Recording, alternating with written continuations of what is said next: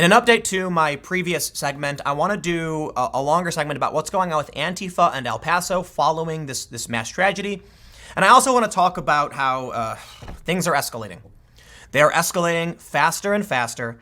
I have warned over and over again. I don't know what the solution is. I don't see this going any other direction. And I've said as much. I've said it repeatedly. Look, man, during the Joe Rogan podcast, I talked about building a van. I mentioned that civil conflict is coming. I'm building a bug out van, okay? It's not because I'm like a prepper or anything. It's because it's just convenient. The van allows me to cover news, do a lot of work. It gives me independent electricity in the event of power outages, which I mostly use it for. But it also does serve an important purpose in that these things are seriously escalating. I'm not going to tell you to stockpile food or anything, but let me just stress, we had a story about Antifa coming to El Paso, okay? In response to the story, we see this. Texans respond to far-left activists threatening murderous border rampage. In this tweet from Andy No, we can see, actually, let me pull this up so you can actually see the images. For those that are listening on the podcast, let me describe to you what we're seeing. Andy No says Antifa is leading a border resistance militancy training that will converge on a 10-day siege in El Paso, Texas. The promotional image shows border enforcement officers being killed and government property firebombed. In one of the images, we can see arrows being shot at buildings. And yes, there is a man. They're little stick figure type, drawings. There's a man with an ice written on his chest and arrows in his head at the bottom of the screen. I don't know if you can make that out. And people with ACAB and peace signs throwing Molotov cocktails. This is the funniest thing about this image is the peace sign in the back and the throwing of the Molotov cocktail. But in response to this, we saw an escalation. Sort of. People, Texans saying, bring it on.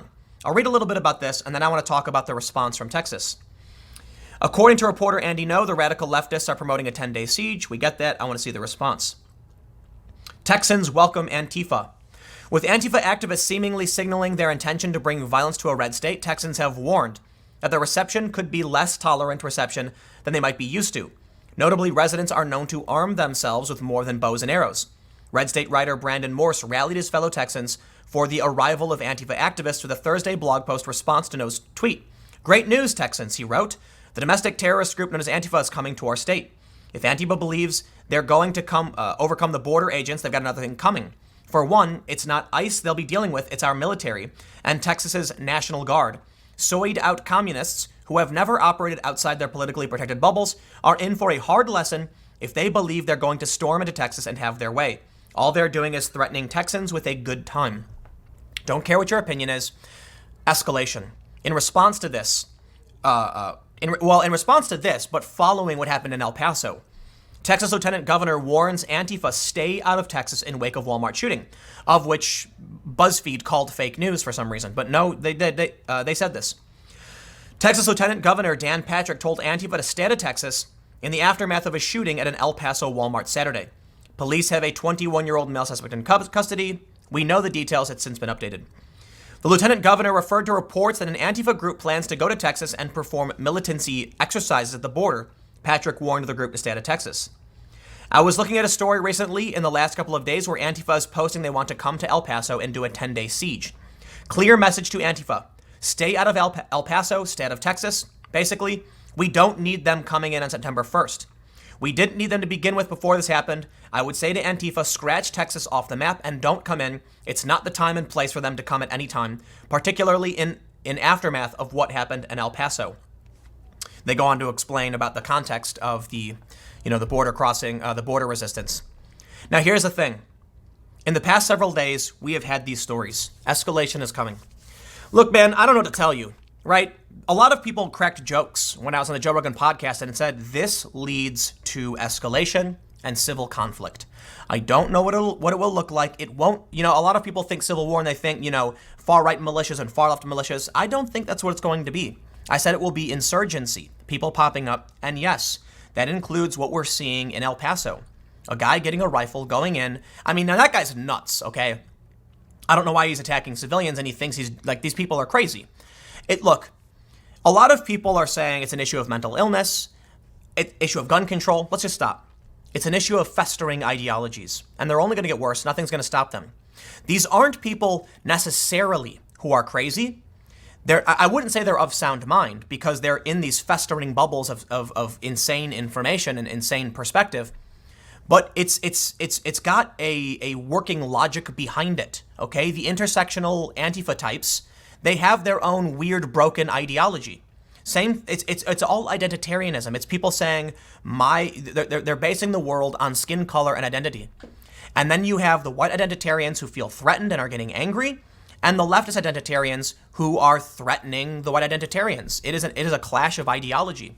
Take a look at this story from Epoch Times. Tom Arnold fantasizes about killing Donald Trump Jr. And that's the tweet he put out. Stories like this show us there's no, you know what, man? What do I see? I see centrists, moderates, conservatives condemning extremism nonstop all day, every day. From the left, I see condoning of it. When Andy No gets attacked, we see journalists and the left saying, but Antifa's not that bad because white supremacists are worse. When white nationalists attack people in this way, they say, and you were mad about Antifa. It's like they only see the world as two things, as if there's not 16 million colors. They think there's two. Black and white, gradients don't exist. Antifa must be good because white supremacists are bad. No, I'm sorry, they're both bad, and one is certainly more lethal, and we should do whatever we can to stop it. But then you see stories like this. Tom Arnold tweeted, "Looking forward to the day I'm standing over him wearing my bullet belt and safari khakis, my cartoon-sized Daniel Boone buck knife in one hand with his teeny tiny tail in the other." He's making a reference to Tom Arnold potentially, killing him in a safari or something. Let's read the story. They say Tom Arnold fantasized on social media about killing Trump Jr. Arnold, whose celebration of violence against Rand Paul was recently shared by Ilhan Omar, posted a picture of Trump Jr. on Twitter August 2nd. The picture showed President Donald Trump's son holding a knife in his left hand and the tail of an elephant in his right, standing near the dead body of an elephant. This is Donald Trump Jr. is holding the tail of a beautiful African elephant he murdered as she got up from a nap.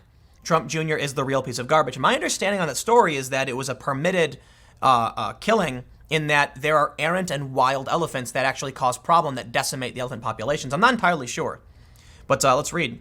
Arnold later added, "Looking forward to the day," we read that part. A number of users noted the death threats and alerted the U.S. Secret Service. Arnold was visited by Secret Service agent last year after threatening President Trump. Listen, I don't care what your opinion is on Tom Arnold alluding to the fact that he wanted to, do something similar to Trump Jr. But we've had Kathy Griffin showing the head of Trump, Sean King saying we need more, Sean King demanding more action like they saw in Tacoma. They're calling for violence. They're escalating tensions, and the result is going to be obvious. If you think we're I was talking to someone and I said, wow, 2 shootings in one day. It's starting to feel like a civil war, isn't it? We had Tacoma. A couple weeks later, we get El Paso. A lot of people have said in response to, me saying there's going to be civil conflict, that the right has all the guns. Of course, they'll win. You're right. You will. But it's not going to be like all of a sudden a bunch of crazy leftists run around shooting people. No, it's going to be crazy wackos with guns, with crazy ideologies shooting people up. There's not going to be clearly defined factions. There's going to be insurgency among various groups. The right and left-wing, militias that are coming into prominence and growing are not single groups. There's a bunch of different groups of different ideologies. So people are going to be fighting in various ways. Think about Syria. When Syria escalated, it wasn't just ISIS. It was a bunch of different factions forming and fighting each other. I think we are going to see a rapid rise of white identitarianism. I really do. And it's scary. It really is. You have to understand, people like me and my family, we don't fit. We do not fit any of this.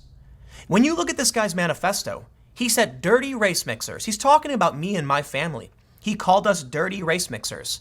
And the left will point the finger at me for being liberal and saying we should defend freedom and liberty and condemn violence.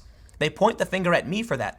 Because I won't bend the knee to their psychotic ideology, they accuse, they smear me, they smear other liberals who believe in freedom and believe in an open and free expression and things like this matter, like things like this.